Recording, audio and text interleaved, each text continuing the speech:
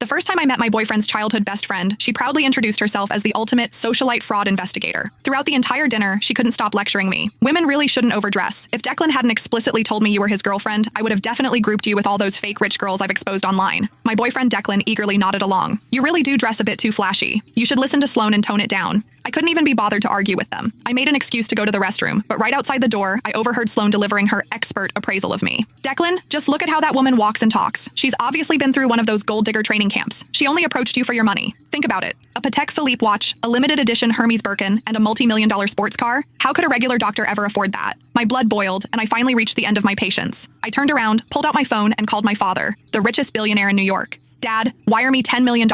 I'm going to buy out a certain socialite fraud agency and teach this girl that wealthy men can actually have daughters. If you don't believe me, I'll test her for you in a minute. That way you can see this gold digger for who she really is. As I hung up the phone, Sloane's confident voice drifted out from the private dining room. Declan was looking at her, nodding with absolute trust. I really wanted to see how Sloane planned to test a real heiress like me. When I pushed the door open, Sloane was holding my Hermes Birkin, inspecting it from every angle with a condescending smirk. I'm telling you, young girls like you really shouldn't get caught up in comparing yourselves to others. The first step to becoming a fake socialite is trying too hard to package yourself. This bag of yours is a rental, right? I almost laughed out loud. I bought this limited edition bag straight from the boutique. Just building up the purchase history to get it cost me over $30,000. When Sloane saw I wasn't speaking, she assumed she had hit a nerve. She put on an I knew it expression and shifted her gaze to my Patek Philippe watch. Can you let me authenticate that watch of yours? Don't get the wrong idea. I'm just worried you got scammed into spending real money on a fake. After all, the bag is already a knockoff. Declan was already looking at me with deep suspicion. He gave me an order. Sloane is just looking out for you. Hurry up and let her see it. This watch was a promotion gift my oldest brother gave me last month. His entire watch cabinet is filled with pieces worth tens of millions of dollars. If Sloane actually appraised this as a fake, it would only prove that she was the real fraud here. I took off the watch, handed it to her, and smiled.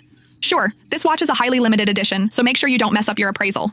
Sloane eagerly snatched the watch. As she examined it carefully, I clearly caught the flash of raw jealousy in her eyes. It was obvious she had already realized the watch was authentic, but she still opened her mouth to lie. Oh wow, Declan, your girlfriend is still trying to pass this off as a limited edition to get away with it, but it's actually just a cheap replica. I just have to ask. You're a young girl with an average family and an average job. Why are you buying these fakes just to stroke your ego? Don't tell me you thought you could use these knockoffs to trap a rich guy and drain his bank account. The belittling tone in her words couldn't have been more obvious. In an instant, the way the other people at the table looked at me changed from admiration to disgust.